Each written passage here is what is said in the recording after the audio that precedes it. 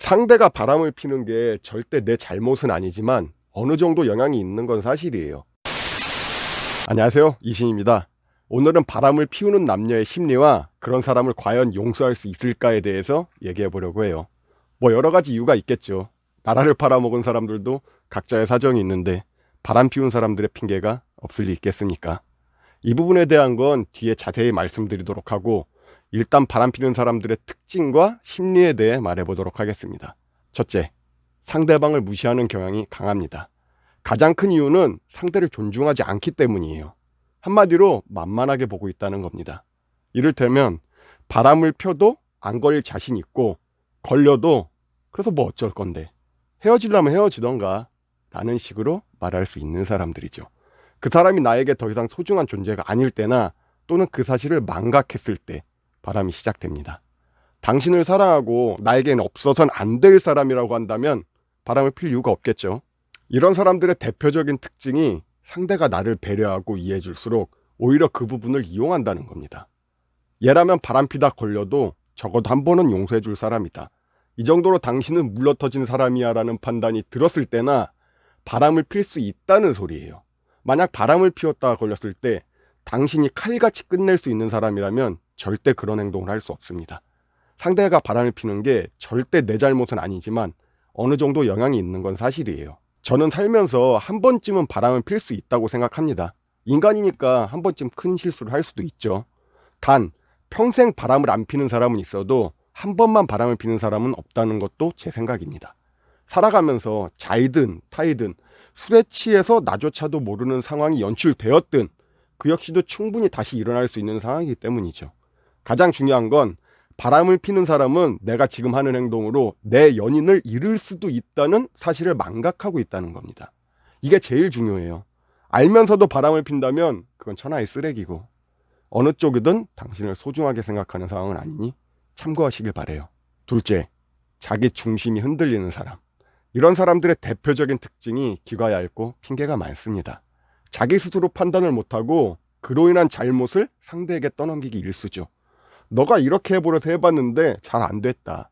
상대의 조언을 듣고 잘 되면 내 탓, 안 되면 너 탓으로 돌리는 아주 피곤한 사람들이죠. 기본적으로 자존감이 낮습니다. 자존감이 높은 사람은 애초에 바람을 필 확률이 적어요. 그 정도로 좋아할 사람이라면 내 연인을 정리하고 만나면 만났지, 또 이런 사람은 지금 내가 사랑하고 있는 사람도 좋은 사람일 확률이 큰데 굳이 그런 사랑을 놓지 않죠. 결국 잠시 흔들릴 수는 있어도 다시 자리를 찾아옵니다. 반면 자존감이 낮은 사람은 지금 애인과 헤어질 용기는 없고, 그렇다고 끌어오르는 감정을 느끼게 해준 이성을 포기하고 싶지도 않습니다. 예를 하나 들어볼까요? 만약 내가 만나고 있는 사람이 있는데 우연히 길을 지나가다가 예전에 좋아했던 사람을 만났다고 가정해 봅시다. 사이가 꽤 돈독했었고 상대는 지금은 솔로라는 점도 참고하시면 좋을 듯해요. 둘은 기쁜 마음에 같이 카페에 들어가 커피 한 잔에 과거를 회상하며 즐거운 시간을 갖습니다. 내가 너를 좋아했느니, 넌 더 멋있어졌느니, 이런 시덥지 않은 얘기들도 그때의 설렘을 떠올리게 하는 충분한 상황이 연출될 거예요. 나름 행복한 시간을 보낼 겁니다. 자, 그럼 이건 바람일까요? 여기까지만 보면 아닌 듯합니다. 나의 현재 연인의 유무를 숨기지만 않았다면 오랜만에 만난 반가운 사람과 카페에서 잠시 대화한 게 바람이라고 보긴 힘들겠죠. 하지만 다음 약속을 잡고 또 그 사실을 나의 연인에게 숨긴다면 그건 바람이 확실합니다. 그러니까 반가운 그 사람은 보고 싶은데 굳이 긁어 부스러움 만들고 싶지 않아서 얘기를 안 한다. 그럼 상대는 이미 나에게는 남사친 여사친이 아닌 남자 여자라는 소리예요. 그러니까 지금 연인에게 떳떳하게 말 못하는 거지. 그게 아니라면 말 못할 이유가 없지 않겠어요? 만약 얘기를 했는데 내 애인이 이해를 못 해준다면 설득하거나 안 만나면 되는 겁니다.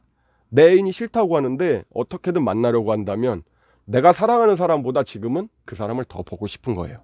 여기서 흔들리는 사람과 마음을 다잡을 사람이 갈리는 겁니다.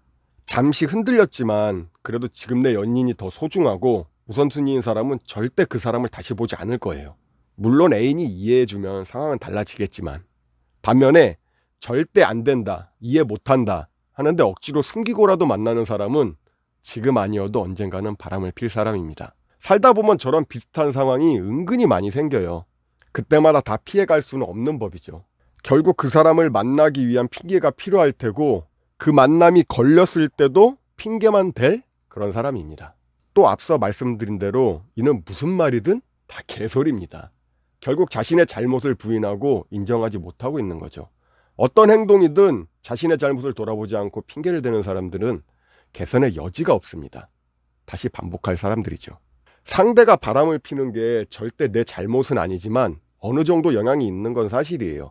하지만 그 선택은 본인이 했고 그 잘못에 대한 책임도 오롯이 본인의 몫이라는 걸 잊으면 안 됩니다. 그런데 우리는 과연 바람을 피운 사람을 용서할 수 있는가? 아니, 그 전에 왜 용서를 해야 하는가? 이 부분에 대한 판단은 개인의 자유겠지만 저는 굳이 그럴 필요 없다고 봅니다. 위에서 말했듯이 한번 바람을 핀 사람은 다시 그럴 확률이 높아요. 동서고금을 막론하고 사람은 쉽게 안 변한다는 말이 있습니다. 바람을 안 피는 사람은 어떻게 하냐고요? 저는 그건 절대 알 수 없다고 봅니다. 아무리 오래 사귀었어도 그 사람은 절대 그런 사람이 아니라고 해도 장담할 수 없는 문제예요. 하지만 어느 정도 대비는 할 수 있습니다. 내 자신이 자존감이 높은 사람이 되는 방법이에요. 당연하지만 가장 정답에 가까운 말입니다. 이러면 내가 만나는 상대도 그런 사람일 확률이 크겠죠. 그 사람이 내 인생의 전부가 아니라 나의 목표와 꿈을 향하는 삶을 살면 상대가 나를 무시할 가능성도 낮아지고 혹시나 바람을 펴도 그 사람과의 관계를 질질 끌지 않고 빠르게 정리할 수 있습니다. 그로 인해 아픔을 이겨낼 용기와 자기애가 생기게 되죠. 바람 피는 사람들 대부분은 지금 나의 연인을 정리하긴 아깝거나 만만하게 보면서 다른 이성은 만나고 싶은 그런 파렴치한 사람일 확률이 크니 더 이상 나를 소중하게 대하지 않는 별 볼 일 없는 인간들 때문에 힘들어하지 마시길 바래요. 제가 준비한 영상은 여기까지입니다. 오늘도 멋진 하루 되세요.